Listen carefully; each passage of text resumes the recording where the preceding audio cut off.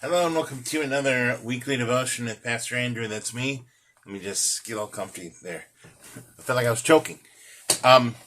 So, as you know, we're into the season of Lent, and we've gone through just kind of this preparation. Those first few Sundays of Lent where we talk about Jesus. This transfiguration, and he turns from one mountaintop to the other. And then it's like, well, why must he do this? This idea of, we just heard this last Sunday, Peter or Jesus is telling him just before the transfiguration, Jesus tells his disciples and the people around him that, look, I'm going to die and there's going to be great suffering. And Peter says, no, don't do that. He rebukes Jesus, but then Jesus rebukes him, to say, don't tempt me to take the easy road and fall away from this. I must do this. Haven't you been listening? Haven't you been hearing what I've been saying? A lot happening. And, again, one of the blessings of the lectionary is this coming Sunday, what do we hear about? We'll talk about today. We hear in the Old Testament, the giving of the Ten Commandments. Excuse me. And, but I think it's interesting because I read a little bit of what this devotional writer poses to us. It's very interesting to think about that question that will be posed to us, and maybe we can expand on. But then also, what do we hear in the gospel? This is when Jesus gets upset, right? And he flips tables at the temple. At least I think so. I have it right here. Yes, the Passover of the Jews was near, and Jesus went up to Jerusalem, and there he found everybody selling stuff. He goes, why do you do this? And he makes a whip of cords, and every time I hear that, or I read that, I get that image in my mind. Each one whipping at the end of this one whip, right? Jesus gets upset because he's like, I've just explained all these things. And of course we jump to John as we hear all this. But why haven't you been listening, right? Why haven't you heard what I've said? What is happening here? What is happening? What has this become? Very much is humanness there, is humanness. I haven't really written my sermon yet, but, all these things going on in my head. Anyway, our text today comes from Exodus 20. This is the giving of the Ten Commandments. And then God spoke all these words, I am the Lord your God who brought you out of the land of Egypt, out of the house of slavery. You shall have no other gods before me. This is when the text is being written, right? That image of the Ten Commandments with Charlton Heston, and the awesome 50s special effects, and it's writing on the tablets on the mountain. You have no other lords before me. I brought you out of Egypt. You shall not make for yourself an idol, whether in the form of anything that is in heaven above, or that is on the earth beneath, or that is in the water under the earth. You shall not bow down to them or worship them, for I, the Lord your God, am a jealous God, punishing children for their iniquity of parents, to the third and the fourth generation of those who reject me, but showing steadfast love to the 1,000th generation of those who love me and keep my commandments. This is, we know these things, but when we actually read them, as they're being given, it can be difficult to read that because very saturated with this idea of sins of the fathers here, yes? You shall not make wrongful use of the name of the Lord your God, for the Lord will not acquit anyone who misuses his name. Remember the Sabbath day and keep it holy. 6 days you shall labor and do all your work, but the seventh day is a Sabbath to the Lord your God. You shall not do any work. You shall not do any work. You, your son or your daughter, your male or female slave, your livestock, or the alien resident in your towns. It doesn't say spouse, does it? For in 6 days the Lord made heaven and earth, the sea, and all that is in them, but rested on the seventh day. Therefore the Lord blessed the Sabbath day and has consecrated it. Honor your father and your mother, so that your days may be long in the land that the Lord your God is giving you. You shall not murder. You shall not commit adultery. You shall not steal. You shall not bear false witness against your neighbor. You shall not covet your neighbor's house. You shall not covet your neighbor's wife, or male or female slave, or ox or donkey, or anything that belongs to your neighbor. How fascinating those last five. Really concise, right? Really concise. We have 11 verses to explain 4 of them. And like there's and here's why, here's the law and here's why. Maybe it's just obvious. I mean, you can argue you shouldn't murder. Oh, okay, yeah. Well, yeah, of course. But it's like there's no explanation for those. Anyway, I'm just thinking out loud. Our devotional writer writes this. On this morning, we look forward to the third Sunday in Lent, as we survey all the readings and hymns that the lectionary brings to us this week. The hymn for this week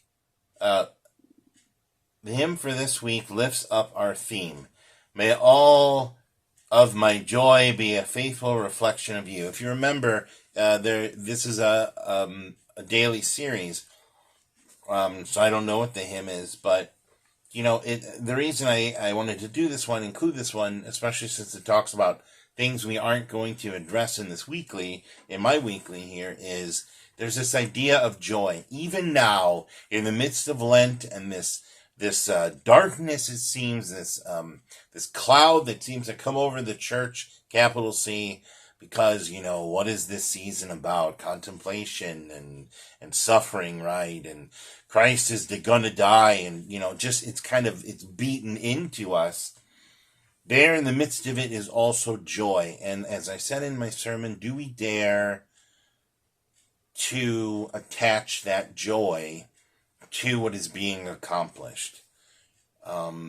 Is it, and how do we feel when we hear those words? It is God, it is Christ's great joy to go and die on the cross for you, for me, for the world. How do we wrestle with that? How do we contemplate that? How do we understand that? So the hymn for this week lifts up our theme. May all of my joy be a faithful reflection of you. May the earth and the sea and the sky join my song. That is the disciples' prayer, that we may be a faithful reflection of you, Lord. Yes. What does that mean when we hear that? There's this way to do a text study, which is actually what my colleagues and I did. Is we had this is a copy of the gospel. I'm just going to kind of flash it. You have all these underlined and bracketed things, because what jumps out at you? Another way to hear the gospel, or to hear something, to read it through a few times, and what phrases just pop at you, That's what happened when I heard this. 2 things popped out. Jesus is in the temple, and he makes a whip of cords. That just, no pun intended, that just hit me, right? Other things, destroy this temple, and in 3 days I will raise it up. And everyone responded, this temple has been under construction for 46 years, and you will raise it up in 3 days? ? Right? We've heard that before, but why did that strike me? Under construction, 46 years. I'm 46. I'm under construction. Always being renewed, right? Always being renewed. All those things. Sometimes getting bigger, sometimes getting smaller, right? Under construction. We are under construction. That just hit me. But this is the idea. What does it mean to be a faithful reflection of you, Lord? This is what we're called to, is it? What does that mean? The Lord gave the people of Israel a concrete way to reflect the image of God to the world. We see it in our reading for today in Exodus 20. God spoke the words of law and promise to the people from the top of Mount Sinai. Interesting. This is where it's delivered. But the people didn't hear it. They didn't hear it until Moses came down. And what were they doing when he came down? They had built a golden ox, right? Because Moses had been gone too long, and they had lost faith. They needed to have something to put their faith in, right? And that's to simplify it. These promises show us the heart of God. When we walk in these promises, we reflect the heart of God. So I think the question there is, right, how, and some of my colleagues would really argue this. It's, maybe in our denomination, but I know especially outside of it. Here's the 10 Commandments. Do you follow them? Yep, because it's easy. It's not easy. It's not easy because there's all that in between, right? I mean, we can agree we shouldn't kill one another. Killing, murdering is bad. But why? Well, because it is. Yeah, but when we begin to apply that to all these things, it's like, it gets into that bigger picture of what Jesus talks about binding and loosing, and what does it mean? And we also must take into account what is called and now I'm blanking on it, just the context, right? The context when these are delivered. This is the first written law. It is written, right, on the tablets. People knew laws, but it was written. And what comes after this is the joy of Leviticus, right? Where it's all laws because they're trying to cover everything. But what does it mean? What does it mean when we think of the 10 Commandments? A challenge for us as we move forward. Do we hear promise in this? Law and promise? Do we hear the heart of God? And can we reflect the heart of God through these? What does it mean to do so? I know that's a lot of questions, but,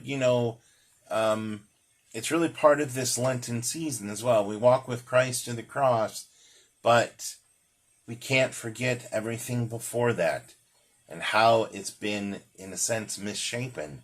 And now Jesus says, right? He says, I didn't come to abolish the law, but really to reform it, to support it. The law, but it wasn't the law that people knew. He comes to say, hey, this is where we started, and let's get back to that. Let's get back to that. But now it's saturated with, an abundance and bluntness of grace, right? I'm not in frame. There we go. So lots to think about there as we move forward in Lent. As Lutherans, we talk about law and gospel. Well, really, what does that mean? And how do we walk this line? Not only as we sit in the pews, but every day. Which is a question that we ponder every day anyway. Ooh, that rhymes. Let's close in prayer. God of promise, may we be students of your word. May our lives reflect your heart as we love you and love our neighbors, just as you taught us. Amen. This is written by a somewhat new PhD. Well, I guess not new, 9 years ago.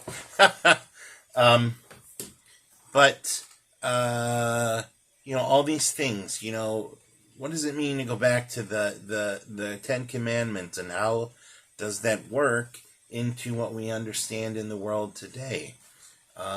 This is a challenge. This is a challenge of the church, to go outside of the written text. And what do we find? Anyway, so big questions there, very ambiguous, I guess. But until next week, happy Lent.